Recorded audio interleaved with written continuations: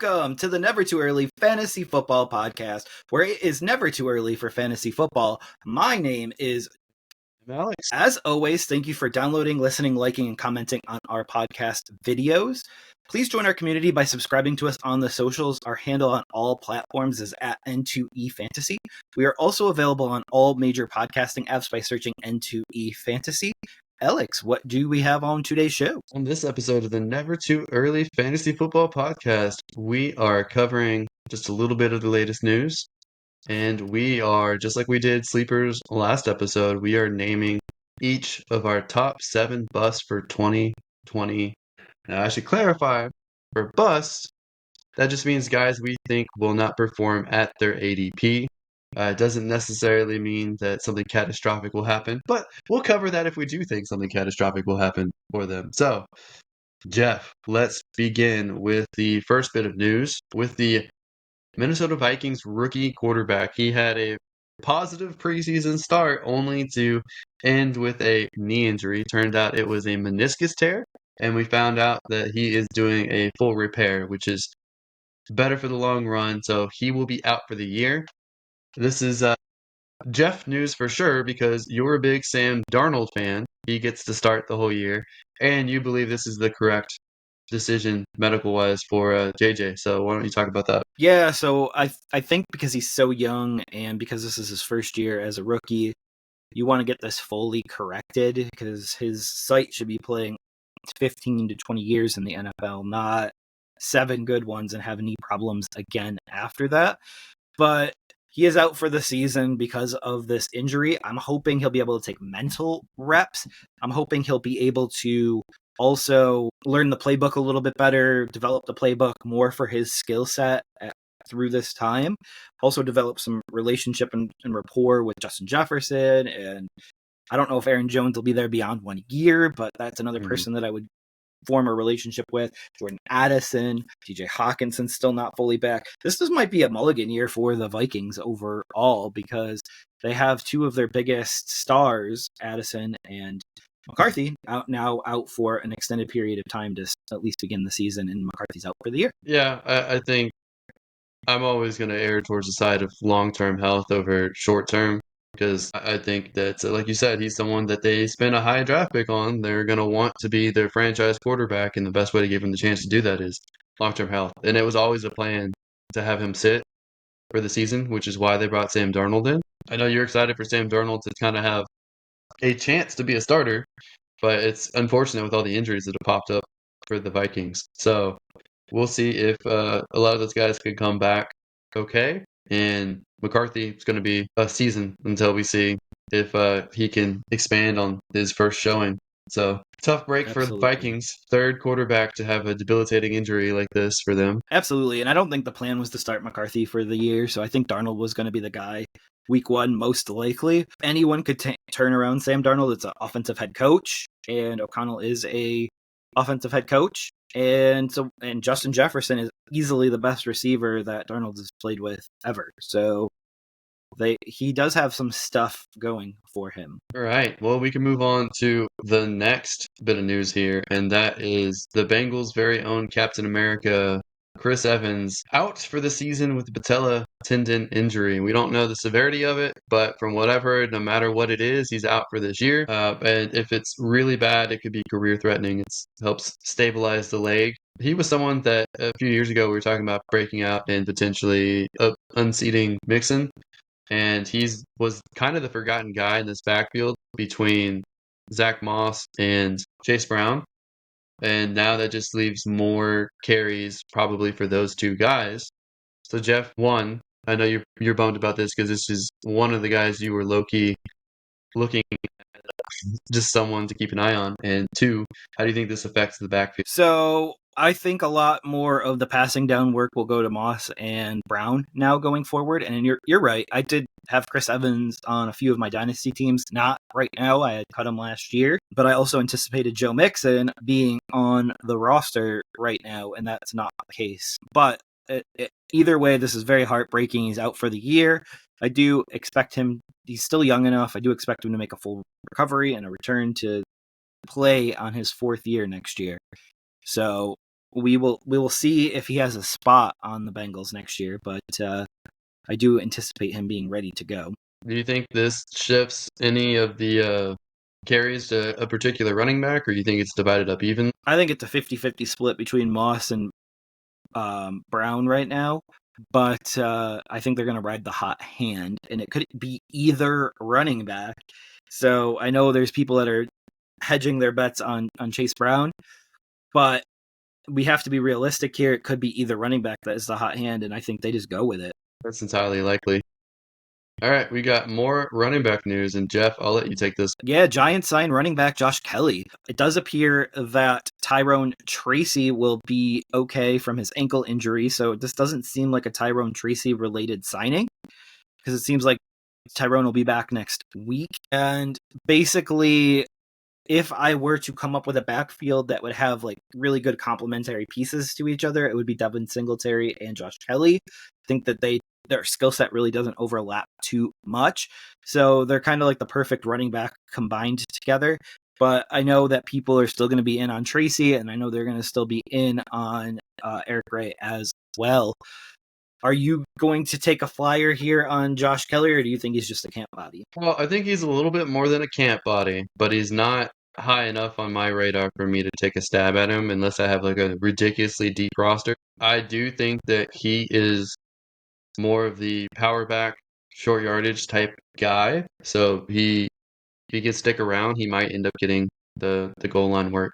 So we'll see how that goes. Yeah, and he's currently my running back 74 with the signing. So he's on the radar, but he probably won't get drafted in 12 team, 16 round leagues. But for Dynasty, he's probably worth the stash.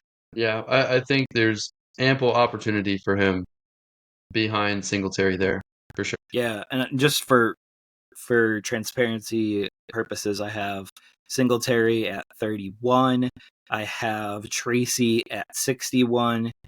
And I have Gray, now the fourth running back on the roster, at 95. So Gray got dropped the most from this signing.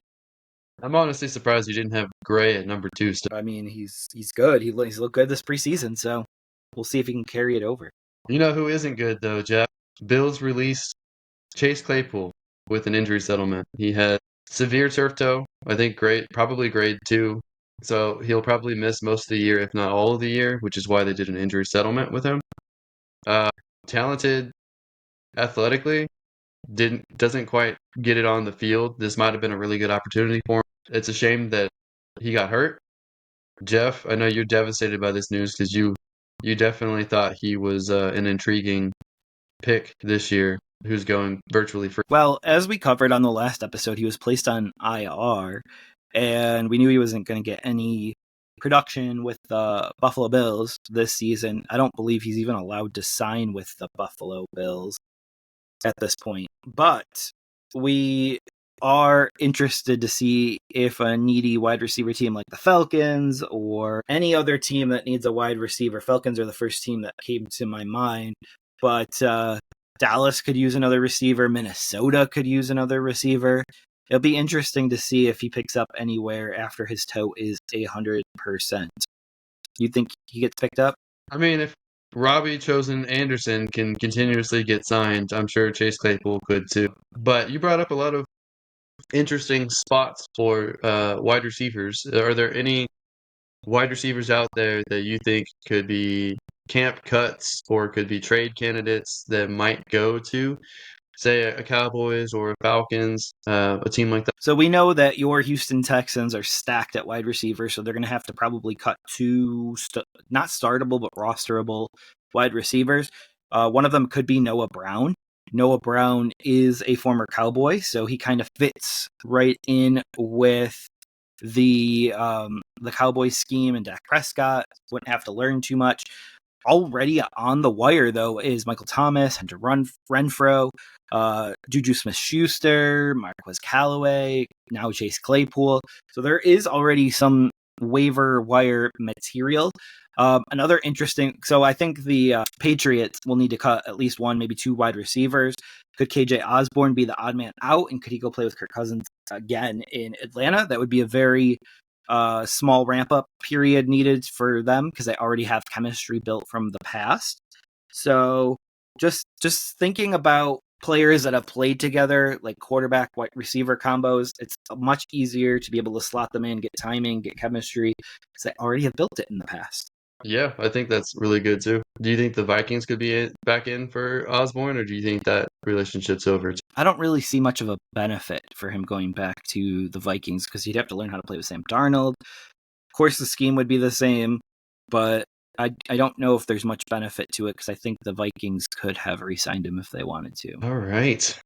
Well, we can move on to our bus segment here. So our top bust. And just to highlight a few from last year, Jeff, I think you got the better of this over me last year. You got Pat Fryermuth as a bust, which definitely panned out. Juju Smith-Schuster didn't do anything with Patriots last year. Rashad Bateman got injured and fizzled out again last year. Kadarius Toney, huge bust. Rashad Penny, also huge bust. Geno Smith, kind of by default, ended up where his ADP was because all these other quarterbacks got hurt, but he definitely regressed from the previous year. So the only miss is Debo Samuel, but we both had that. So that was pretty good call last year. Yeah, is this why you are so skittish about doing bust this year? Is because you had Debo, Swift, Olave, Adams, Hall, Etienne, and Burrow, so you nailed 1 out of 7? I don't know about that. Swift didn't get any touchdowns. Olave didn't get any touchdowns. Adams Like, finished 8 spots lower than his ADP.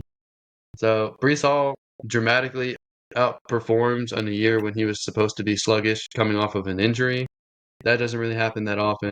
Travis Etienne did better than I expected, but Tank Bigsby did so bad last year that they had no one else to turn. I'm surprised you're not D- in on Bigsby again. I'm lukewarm on him, but not enough to put him on my sleepers list.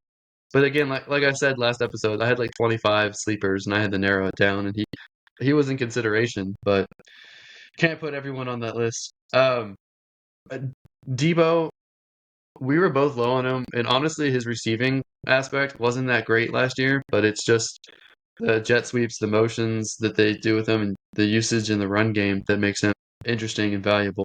I still feel pretty good about mine from last year, but I'm also Yeah. swinging for the fences, Jeff. I also pick really high profile guys to bust. Yeah, absolutely. I mean, going into last year, Kadarius Toney was a popular pick because everyone thought he was the number 1 with the Chiefs.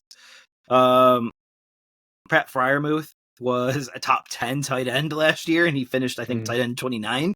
So I feel really good about my picks as well, and I'm still off of the Rashad Bateman train, and Rashad Penny now is retired.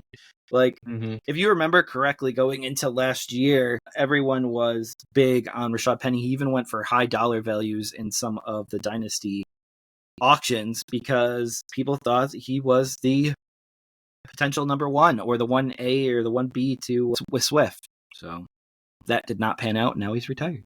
All right. Well, let's see who we have this year. I always aim too high for this, but I will start with my number 7 here, and that is David Njoku, tight end number 8, and he is with the Cleveland Browns. He is currently going 88th overall in ADP, around that range. So I like David Njoku personally. I think he's a good athlete. I think he's a good tight end. I don't think he has the same rapport with Deshaun Watson as when Joe Flacco peppered him with targets last year. So I don't think he's going to finish as a top 10, despite the talent level. He should finish as a top 10. So I don't see how this works out.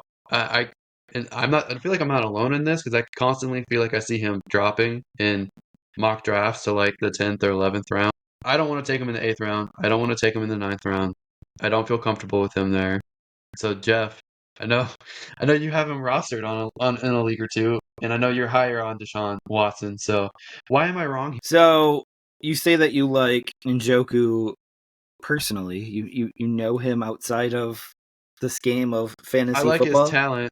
I like his talent personally. Uh, His NFL um, talent, I not was his just making fantasy sure. production. This I was just making sure. But Njoku right now, as you said, is going in the 80s in ADP. Where would you be comfortable taking him, you said?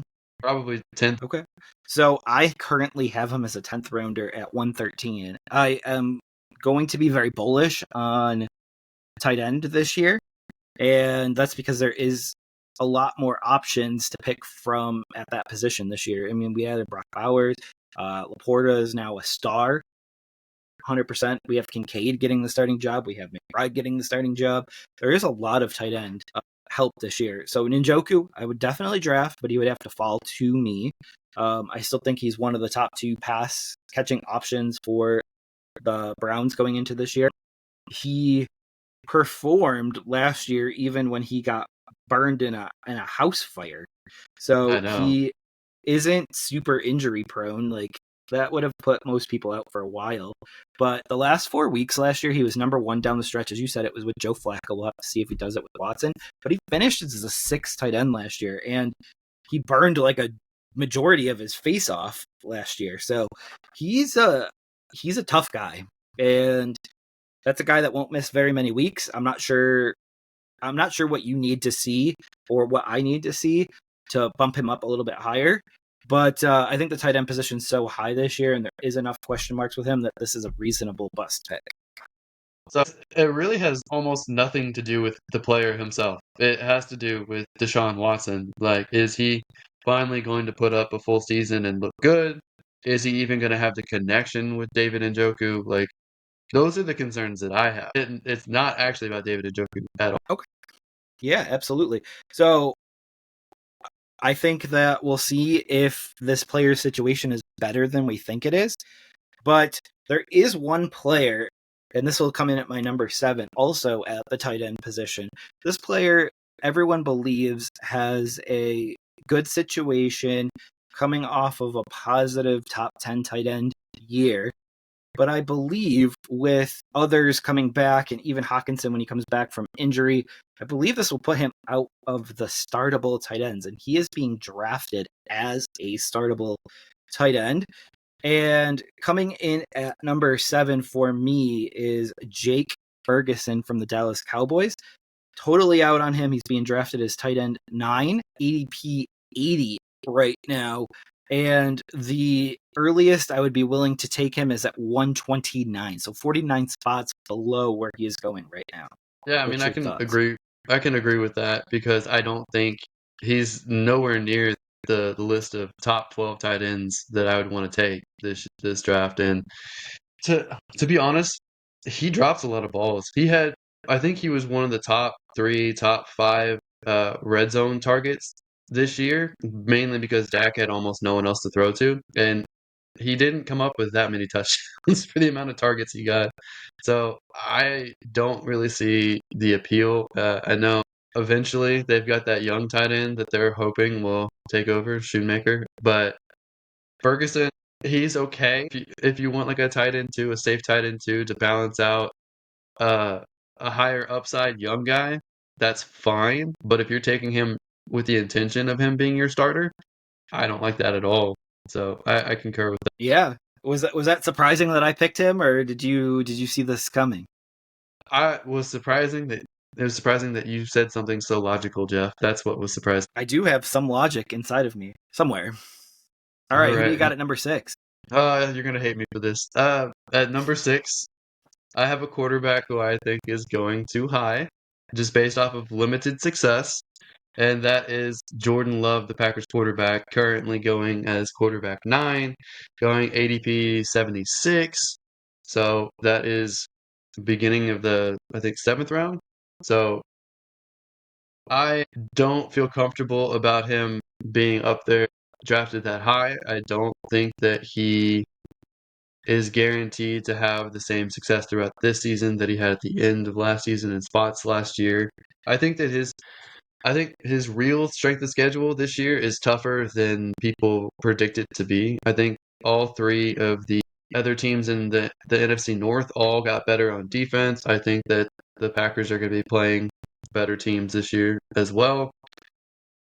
And none of their weapons have really stood out. None of them have played to an elite level yet. They're all very young. Any of them can break out. Any of them can break out.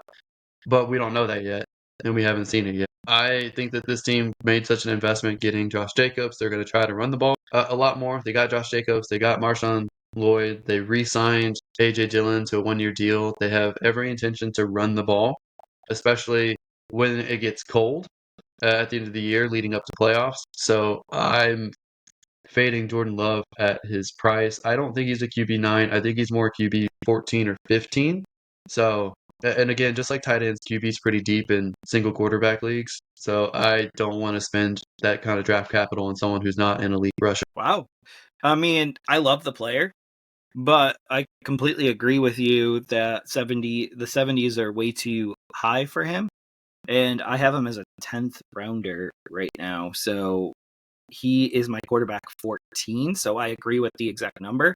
But I think that says less about Jordan Love, and I think it says more about the depth of the quarterback position.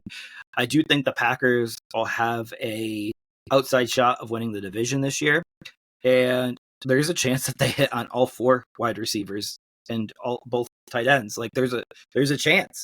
I think they have at least one superstar out of their pass catchers, and I'm just waiting for them to break out, and we'll see what happens there. We will see. But Jeff, who do you have as your sixth butt? Number 6, and you're definitely going to hate me for this, but there has to be an odd man out in this offense when he already has two wide receivers ahead of him and a tight end ahead of him for targets. This is where I will fit in your hometown hero, Tank Dell. He is currently going ADP 64. So the third receiver on a team is going 64th overall, making him a 6th round pick. So he basically has to fit into your starting lineup every week as a 6th round pick. And that is incorrect. I have him in the triple digits at 108. And that's 44 spots below his current ADP. So I have him as a 9th rounder instead of a 5th or a 6th rounder. Go ahead, Alex. Hit me hard. Well, we've talked about this offline a lot, and bringing in someone like Stephon Diggs is definitely going to hurt Tank Dell's value. It's going to eat into his targets. I expect. I honestly expect Tank Dell to be the third option. I think he's ahead of the tight end Schultz in the pecking order, but both Diggs and Nico Collins are going to get a lot of targets. Tank Dell is not going to be in two wide receiver sets very often with those two guys there.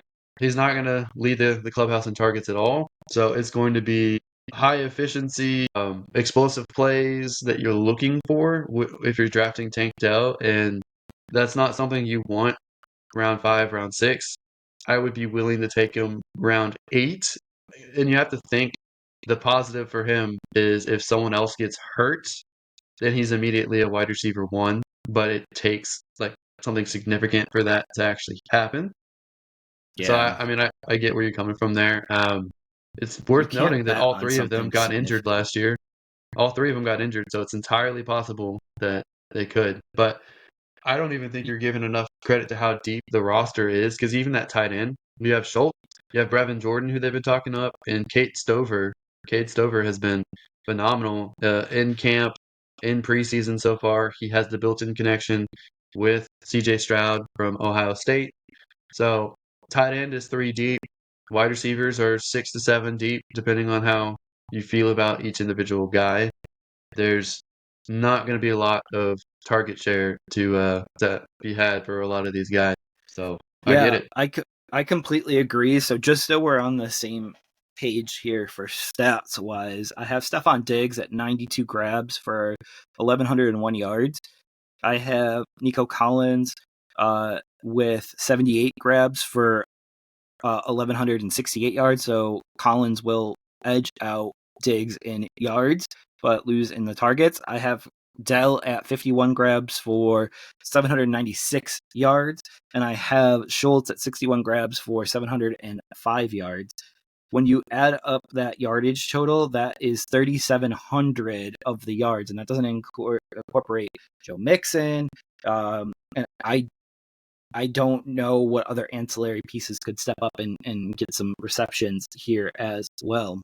But out of the touchdowns, I have Diggs with 9, Collins with 7, Dell with 6, and Schultz with 6 as well. So I have Mr. Stroud with 32 touchdowns, which anything over 30 is great. So, I mean, I don't know if he's going to approach 50 this year. Like, How many it's yards do you possible. have for him? 4,700. Wow, so pretty close to 500, 5,000.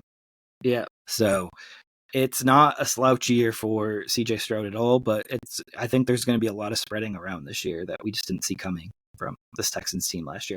Also, I want to point out that Dell's injury last year was completely coaching related. You should never have him blocking big guys at the goal line. And I'm hoping the coaching staff realizes that and fixes that. You shouldn't have any of his big three really blocking at the goal line like that. Well, Collins and Diggs are larger wide receivers, so even if they're out at the boundaries, it'll be fine. Yeah, Just, that's yeah, expensive Tank though. Dell. They're Yeah. expensive pieces to lose. But then you get too predictable. Like if your best two guys aren't out there, then they know it's a run play. That's true. That's true. But when you're out at the boundaries, you're blocking defensive backs. What they had Tank Dell do was try to block a 260 Chip. pound linebacker. Yeah. And he got crushed like a grape. Literally crushed. Jeez. All right. Who do you got at number 5, sir? Number 5, someone we talked about recently, offline, and I have Ramondre Stevenson making his appearance here. I like the player's talent. The Patriots just look so bad, and they looked bad last year. They look bad in this preseason. The offensive line looks like they can't get any push at all.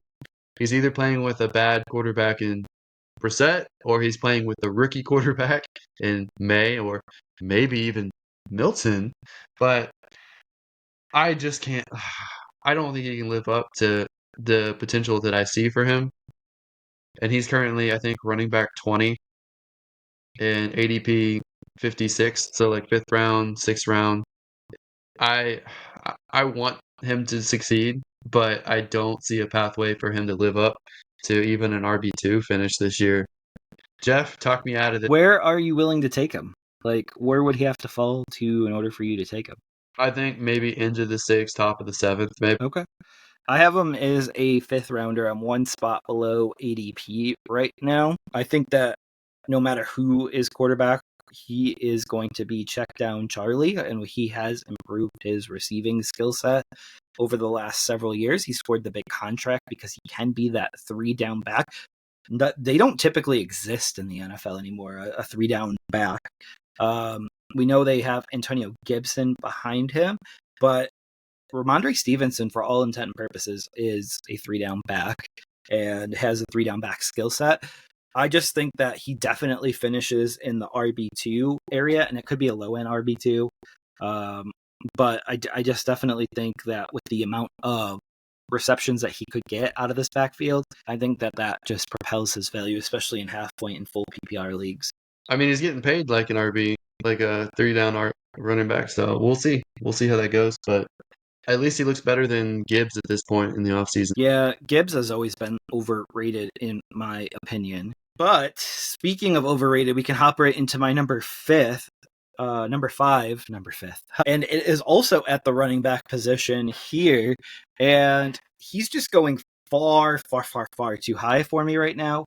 He's currently drafted as a very early 3rd round running back. And I have him as a mid 4th round running back. So you're going to be wasting a pick on this guy right here. And it is Isaiah Pacheco from the Chiefs. He has never, ever finished that high. And he had the entire workload basically to himself last year. His ADP actually rose up to number 20. So now he is a 2nd round pick. So this is even a bigger bust effort.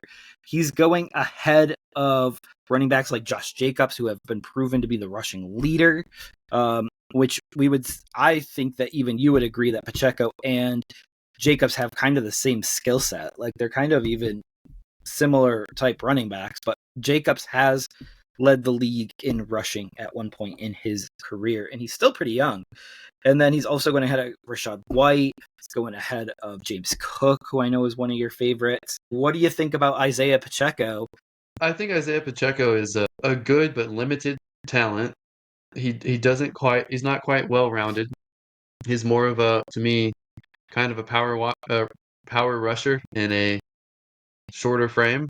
I think that probably why people are moving up their boards is the Chiefs have done nothing to address running back behind him. I don't think Clyde Edwards-Helaire at this point is much of a threat to eat into Pacheco's touches. I don't think that anyone's really competing with him, and he's going to be on the Chiefs, which we hope will score more touchdowns this year than they did last year. We hope that they're a more productive team, so I get why he's climbing. I don't know if I would take him over Kenneth Walker this year, James Cook, or anyone like that. So I think he should be in the third round or fourth round conversation. I definitely think second round's way too high for Pacheco.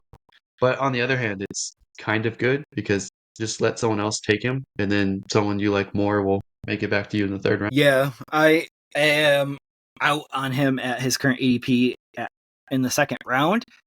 This could be one that I regret, but the Jerick McKinnon role does seem wide open in this offense. But maybe they're going to use more tight ends this year. They definitely stocked up on them. So Yeah, they do. All right, number Right. 4, sir. Well, you mentioned his name, and I have put him on my list. Josh Jacobs, running back 11 right now, ADP, I think 24.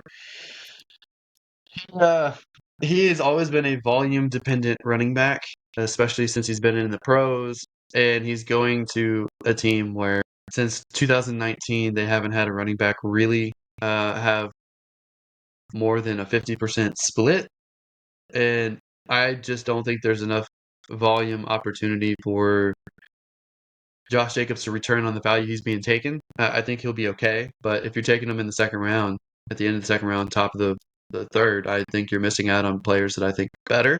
That being said, it's not like AJ Dillon is a world beater and Marshawn Lloyd has got injured early on, so maybe this is the exception. Maybe they spent all this money because they want Josh Jacobs to be a legitimate workhorse guy. I don't think that that's the case, but you can So Josh Jacobs is my RB8 right now. So I have him ahead of ADP at the current moment. So one of us is going to be wrong here, and it's going to be you because he's replacing Aaron Jones, who in 2021 was the RB12 and in 2022 was the RB9. So even with that 50% workload, it is possible to be a top scoring running back. And they believe in Josh Jacobs so much that they cut Aaron Jones at a cheaper salary and brought Josh Jacobs in at a more expensive salary.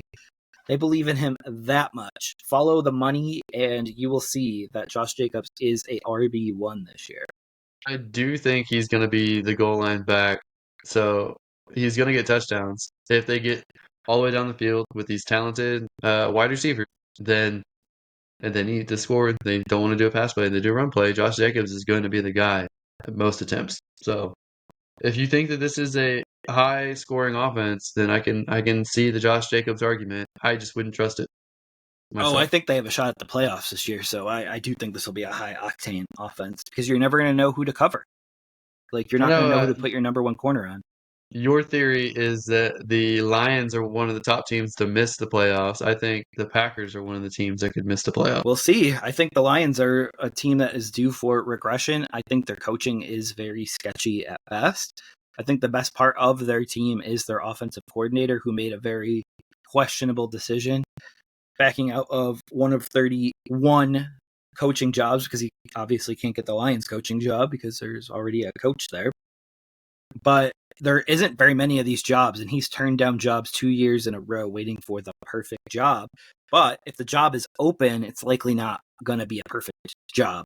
So we'll see what happens with Ben Johnson going forward.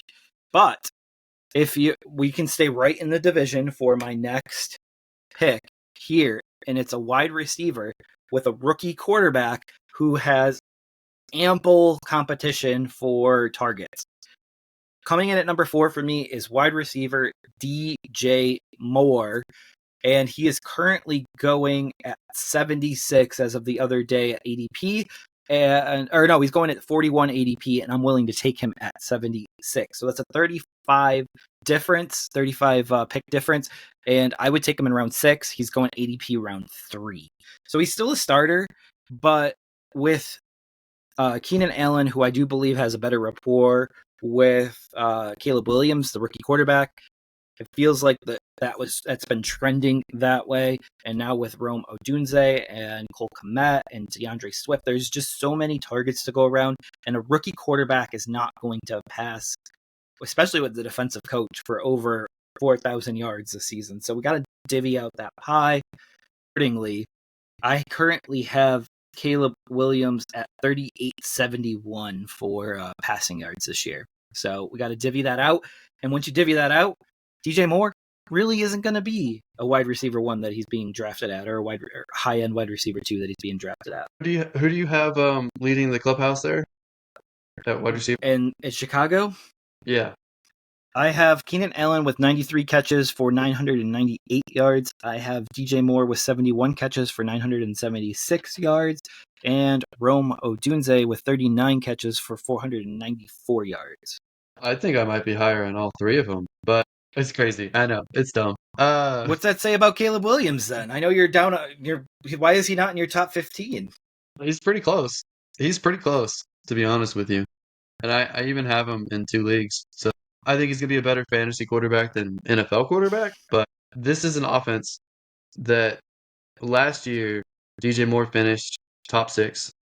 On a different offense, Keenan Allen finished or would have finished on pace for, I think, the wide receiver 3 if he didn't get hurt. Rome Odunze was the top 3 wide receiver prospect entering the draft this year. So they're just as talented as the Texans, top 3 as well. It's kind of hard to pinpoint, who the number 1 guy is going to be. But I do think Keenan Allen's the underneath slot guy. I do think that DJ Moore is more of the outside big play. Rome Odunze is going to be the 3rd man behind them. I don't think that he's going to have that great of a rookie year, but I think he'll be solid in what he does do. It's tough for me to decide if I think DJ Moore's a bust or if I think he's underrated. I personally have a foot on both camps, so I totally see where you're coming from. But I can also see an avenue where he still puts up huge numbers. Building rapport with a new quarterback, and I know everyone's following the money with DJ Moore, but Keenan Allen's not going to get that big extension. He's older. The most they would extend him is a year or 2. And we know that Caleb Williams and Keenan Allen have had a relationship dating back to the combine, at least back to the combine and so forth. Like Keenan Allen was going to all the events where Caleb Williams was at. So kind of just following the rapport here. And I think that it could be checkdowns a lot to Keenan Allen. So with DJ Moore, he's averaged 1,000-yard season. Like if you put it on average, he's averaged 1,000-yard season every year he's been in the league. If you're looking at actual seasons, 2 out of the 6 years he's been in the league, he had sub 1,000-yard seasons, and one was his last year with Carolina, where it was 888 yards, and one was his first year in the league with Carolina, 788. I don't think he'll get that low again. I think he'll be a 1,000-yard receiver. He's touchdown dependent though, so we'll see if he gets like 7, 8 touchdowns. And I think he's still good where he's being drafted. I think that's too high. I think projecting Caleb Williams for I have him at 23 touchdowns right now is too high. So, and then he's got to divide that by the 4 parties. So do you have him getting more like 4 touchdowns? I have him getting 5. Yeah, that would make him bust worthy if he's going 4th round? Yes, sir. He is going in the 3rd round right now. 3rd round. Yeah, I wouldn't feel comfortable about it for me. But again, I can make the argument. I can see the argument with the upside with him because he's very talented. Give me Keenan Allen every time over him right now at their. I'd say probably. Yep, absolutely. I think DJ Moore next year is going to be underrated based on what he does this year. Yeah, that's a good point. That's a very good point. You got to buy at the dips, just like stocks. All right. So 3 guys left each, total 6 players. Number 3, bus. Yeah, we're working backwards. Math is hard. My number 3 bus is Derrick Henry. He is running back 8, ADP 21. He's someone I wanted to be really high on. I actually targeted him earlier in the offseason a couple times. He's getting older. He's changing systems. He's now with a mobile rushing quarterback. I don't know that he'll put up the numbers people want him to. I don't feel good about him being in the the first two rounds. I think I'd feel much more comfortable in the third round taking a stab at him because you never know when the age wall is going to hit. I don't know how much Lamar Jackson is going to take away from his rushes or his goal line rushes or anything like that. It's kind of a standstill. I think he's kind of similar to the same value that he was with the Titans last year, but I was low on him with the Titans last year. So I haven't really changed on him that much. I think he should be a third round Yeah, pick. he finished RB8 last year, just so we're on the same page. And that was all in 8 games. The other 8 games, he screwed you over if you started. Hey man, I'm just going off of a whole season here, and I have him at RB10 this season, so it's down 2 spots from last year. But I have him at double-digit touchdowns. Anyone that can score double-digit touchdowns is automatically going to be really high-end RB2, low-end RB1. It just doesn't happen that often. I have him at 1,294 rushing yards and 11 touchdowns. So way Yeah, less than 100 yards a game. he had like 7 really brutally bad weeks last year. And then he had weeks that were pretty solid. So He I'll blame played that on some. the Titans. He played some of that with really bad quarterback play. Who was their number 2 quarterback last year? It wasn't Levis. Levis didn't take over until a little bit later. Malik Willis. Yes. So he had some Malik Willis and some really bad Ryan Tannehill games. So Mm-hmm. I can't fully put this on Derrick Henry. I still think that he's going to throw for a touchdown too this year. He does every year. So you could put a 12th touchdown on the board for him somewhere. Overall, he'll end up with 12 total touchdowns. So that's my prediction, and roughly like 1,500 yards total. That is bold. 1,500 yards. Yeah, 200 receiving, 1,200. How is he not a top 4, top 5 running back for you then? That's a lot of touchdowns. It is a lot of touchdowns. It's not a lot of receptions, though. In half-point PPR, 32 receptions is not that many for. It's 2 a week. I don't think he gets close to that number of yards, to be honest with you. You know he'll have I a think, 200-yard game, and he'll be really close to that number really quickly. yeah, we'll see. But I think the ceiling for him is 1,200 yards. I mean, I could see a case for him having 15 touchdowns because he's most likely going to be the goal line guy, and he's probably one of the better goal line guys in the entire league. So touchdowns Maybe could be ever. pretty high. Yeah. I just think that there's also a non-zero chance that he gets sub 1,000 yard rushing. Maybe. But he also doesn't have very much competition right now in that room. He has Justice Hill and Keaton Mitchell that's probably 8 to 10 weeks away from returning from an ACL tear. So that's They have it. They have 2 rookies that they like. Yeah, we really haven't heard too much about Rasheen Ali, and I'm not even sure the other one's name right now. But we'll see. I just don't feel good about drafting an older running back relatively high in the draft. He's ageless like Adrian Peterson. Probably a Hall of Famer. He's not quite Adrian Peterson's level. He's not quite Adrian Peterson's level. They're both Hall of Famers, in my opinion. Oh, right. So we're on to my number 3. And my number 3 is also a running back, and he is being overdrafted by 21 spots. I'd be willing to take him at 88. He's going at 67, and that is a guy that's competing for the Raiders' starting running back job, Zamir White. And I just believe that he's being very overdrafted, and he's very underproven at this current time. That's kind of funny because last year you had questions about Josh Jacobs and you had Zamir White as a sleeper, and now That was his Zamir holdout. White. This year Zamir White is on your bus list, so that's kind of funny. But I mean, I was Anyone that's on considering my him. Raiders, anyone that's on the I, Raiders is on the bus list. that's funny for me, but I was considering because there was a lot of hype with Lave there as a running back, but he kind of has disappointed and has ball security issues. So I don't really think that there's really no threat to Zamir White. Honestly, I don't think that Madison's that much of a threat, but Zamir White is he guaranteed to have 1,000 yards rushing in the Raiders? Probably not. I mean, I would probably err that it's probably like 900 yards maybe. So a lot of people might be overdrafting him thinking he's a shoe-in for RB2 status. That might not want to be that confident about that. He could just be RB3 or flex. So I mean, I get where you're coming from. We really need to see it because we only saw him start to do it last year for a little bit. We haven't seen him do it for a whole season. Yeah, he's my RB35. Madison is my RB50, so I don't really buy into a lot of this rushing attack right now. And that's fair. That's fair. Now, I do think their defense is going to keep them competitive in games. So I don't know. They might have a lot of close games. They might get the rush more, but the offensive line still needs improvement. They obviously don't have a surety at the quarterback position either. So a lot more teams could stack the box. Absolutely. And I wouldn't be surprised if a dark horse enters the race here in the Raiders' backfield for this year. It's very possible.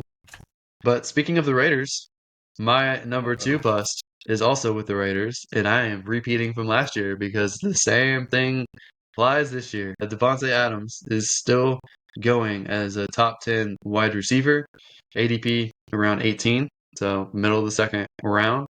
I don't see it. He's in the same situation he was in last year, and he finished, I think, wide receiver 18 or 19 last year. I don't see putting him in the top 10. I know he's going to get peppered with targets, but with the quarterbacks that they have, the offensive line they have, I think it's going to be very, very difficult for him to get big production this year. Not impossible, mind you. So you can still like him if you want to, but again, he is also an older player. Alex. He finished wide receiver 11 Sorry, last he year. was going ADP wide receiver 6 last year, finished 11. This year he's, I think, ADP 10, and I have him going 18. Sorry, let me clarify that. Thanks for pointing that out. But he's 31 this Absolutely. year. 31 this year, hitting the age wall. Absolutely. So you think he's going to hit the age wall? He's probably borderline a Hall of Famer as well, and we know that they hang on a little bit longer. He's going to be the unquestioned number one receiver in this offense. Aiden O'Connell and Gardner Minshew, the combination of those two, who I do believe Gardner Minshew will be the week one starter still. I know I've said that from the beginning here. He offers so much better quarterback play than Jimmy Garoppolo did last year. Devontae Adams suffered through Jimmy Garoppolo's performance last year, even asked to be traded out of Las Vegas to get away from Jimmy Garoppolo. So anything is going to be better than what he started with last year, which just means that his finish should be a lot stronger than it was last year at 11. I have Well, him as a first rounder. if you look at his points per game last year, if you look at his game log here, he had a lot of terrible weeks, and he had two really explosive weeks, which pump up his numbers. So against Pittsburgh, he had 35.7 points. Against Indianapolis, week 17, he had 31.1 points. Without those being huge, there's no way he would have finished 11th last year. And I don't think the situation got any better for him. I mean, I think Minshew's better than anything that he played with quarterback last year. But, I mean, you can pencil him down for 10 to 15 points per game, pretty much every game. Like, he did 13 points in the last week. He had several other weeks, but he had those Jimmy Garoppolo weeks that were just rough as well. I don't think 10 points a week is first round worthy or second round worthy. To me, he's going too high. That's like a floor to me, is 10 points per week. So we'll see what happens, but he averaged 12.6 points per game last year, and I anticipate that to continue this year. And I have him currently, let's see where I have him. He is wide receiver 6 on my list. Head of Cooper Kupp, Puka Nacua, Mike Evans, AJ Brown. All right. Well, I mean, I am probably having 0 shares of him this year. It sounds like you might actually end up with some. He's a first round pick for me. So we'll see if he ends up being a first round pick. But right now he is one. I have some older guys a little bit higher than the consensus, and I think people have some rookies higher than I have them because they want to get the new shiny toy. But that does bring me to my number 2 bust, and that is Rome Odunze from the Chicago Bears, rookie. I just think that he is being drafted way too high, and I just don't think the return in investment will be there. He's currently being drafted as wide receiver 40, 95th overall, and where I'm willing to draft him is 153. So that is 5 rounds later than what he's going right now. Right now he's going round 8, and I want to get him in round 13 if I'm gonna grab him. So he's one of my bigger busts on this list. Yeah, I agree with you. I would want him at the end of the draft. I basically, if he's free, I would take a chance on him because the other two guys, there's a chance one of them gets hurt. I mean, Keenan Allen can get hurt. He's also older and on a 1 year deal. So there's upside for sure, but he's being drafted a little bit too confidently high. There are guys that I like better that are going around him. I like DeAndre Hopkins even with a little bit of an injury right now. Same thing with Jordan Addison, Lad McConkey, Cortland Sutton's going after him. Also, Jameson Williams, who's on my sleeper list. Curtis Samuel, who was almost on my sleeper list. Brian Thomas Jr., guy that you really like a lot. All of those guys are going after. All of those guys I would take before I took Rome Odunze this season for redraft. Absolutely. Completely agree. All right, let's hear your number one. Let's drop my jaw for this one here. I'll hold on to my seat. You might find this intriguing. You always say that you think this year people are overvaluing rookies. I agree with that. And my number one bust is Marvin Harrison Jr., the wide receiver out of Arizona, out there with the Cardinals, I should say. Wide receiver 9, ADP 17. Sometimes he's going in the first round. I love the talent. He was my number one wide receiver as a rookie prospect this year. Almost virtually everyone's. I just think him producing wide receiver 1 numbers in fantasy right off the bat is expecting him to hit at his ceiling. And it's the same argument that you had with Bijan Robinson last year. Like there's nowhere else up to go. There's no improvement, there's no benefit, there's no upside, there's no additional gain. You're taking him literally at his maximum. And the odds that he hits those numbers, yes, there's been receivers that have done it in their rookie years. Over the past few years, there's been a couple. It's not guaranteed. And Michael Wilson going through his second year. They have Trey McBride. To me, Murray at this point in his career isn't guaranteed to be a 4,000-yard quarterback. So we don't know how that passing offense is going to shake out. I don't trust Marvin Harrison to put up the numbers this year for fantasy.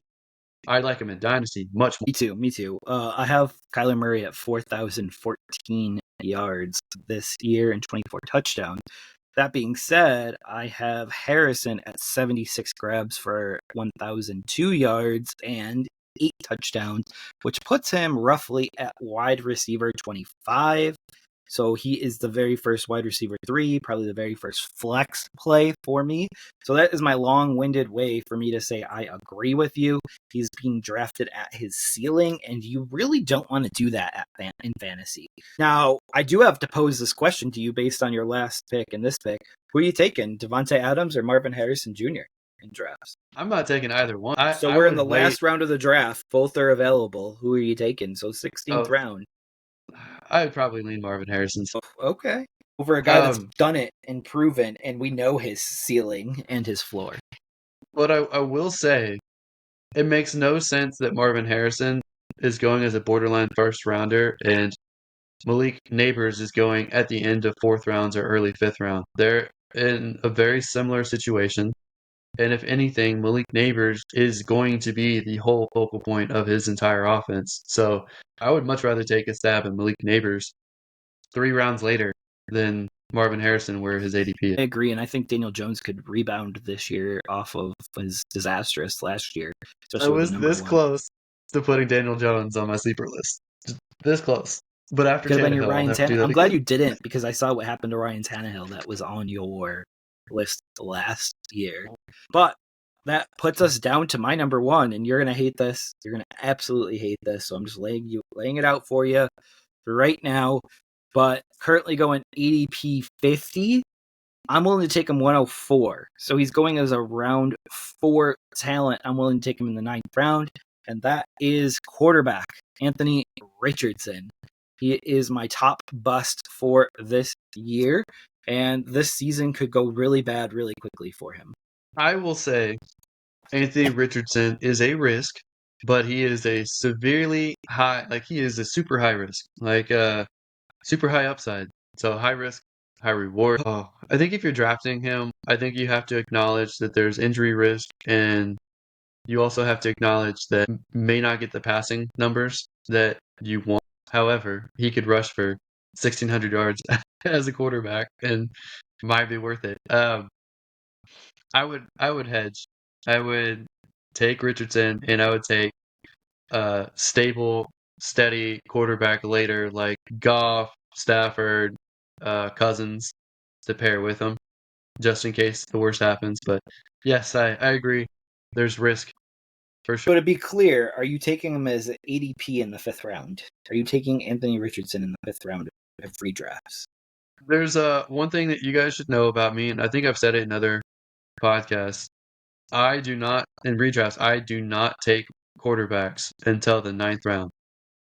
This year, there's 20 quarterbacks I'd be comfortable having, and I think that there's other players at a premium draft spot that I'd rather take. I'd rather load up entirely on wide receivers and running backs, and then in the 9th round start taking tight ends and quarterbacks because there's not much difference in the top through the bottom there. So that's just my thought. So you're going to end up with 0 shares of Richardson, is what I'm hearing there, because he's a bust. I wouldn't necessarily say he's a bust, but I get why you think he could be a top bust. I just don't like taking quarterbacks early. So just so we're on the same page, you just mentioned Malik Neighbors is going 51, one spot below Anthony Richardson, Dalton Kincaid, Amari Cooper, Aaron Jones, T. Higgins, Ramondre Stevenson, George Pickens, James Conner, Zay Flowers, and David Montgomery all going below Anthony Richardson, when you could have a startable asset and still pick up a Jared Goff or someone later that, as Alex has said, Jared Goff has a killer start to the year, playing in dome games for the first 14 weeks. So I think it's actually 14 out of the 17 games are dome. I don't think all of them are in order, actually. got it. So I thought we had discussed we would have to that's what replace I him had come the said fantasy previously, playoffs. that's what I had said previously, but when I looked at the schedule, I'm like, that doesn't check out. But it is 14 indoor games throughout the 17 game week. Gotcha. Okay. All right. I think that's our lists then. All right, let us know in the comment section who you agree with more, and then what's your favorite bust? What's the worst bust on here? What picks do you think are totally wrong? But that does it for this episode of the Never Too Early Fantasy Football Podcast. Thank you all for downloading and listening to this episode, and please don't forget to like and subscribe. Please leave us a comment and share the show. Every little bit helps. You can find us on all podcasting apps by searching N2E Fantasy, and with our handle at N2E Fantasy on all social media platforms. Please join our community and give us a follow. Until next time, take care of yourselves, and remember, it's truly never too early for fantasy football. Thank you again. Bye, everybody.